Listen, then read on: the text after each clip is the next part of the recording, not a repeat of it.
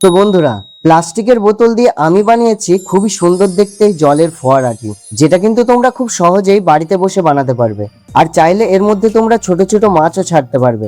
এটা বানানোর জন্য লাগবে একটি প্লাস্টিকের বোতল। প্রথমে বোতলের নিচের দিকে একটা মার্কার দিয়ে মার্ক করে নিচ্ছি এবং মার্ক বরাবর এটাকে একটা চাকু দিয়ে গোল করে কেটে নেব। এরপর কিছু একটা দিয়ে বোতলের উপরের দিকে আমি যেভাবে করছি লাইন বরাবর এইভাবে ফুটো করে নিতে হবে। এরপর লাগবে একটা মিনি ওয়াটার পাম্প।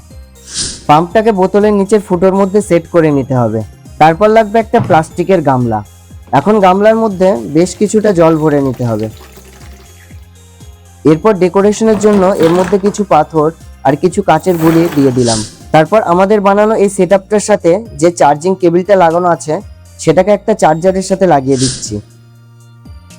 এখন একটা ইলেকট্রিক সুইচ বোর্ডে চার্জারটা লাগিয়ে সুইচ করে দিলাম অন। আর সাথে সাথে কিন্তু আমাদের পাম্পটা চালু হয়ে গেছে। দেখতেই পাচ্ছ এখন বোতলের নিচের জল ধীরে ধীরে কেমন উপরে উঠছে। আর ফাইনালি আমাদের ফোয়ারাটা চালু। তবে ঘরের লাইটগুলো যদি অফ করে দিই এটা দেখতে লাগে এই রকম। তো তোমরাও যদি বাড়িতে এটাকে বানাতে চাও ফুল ভিডিও আমার চ্যানেলে দেওয়া আছে, চাইলে দেখে নিতে পারো।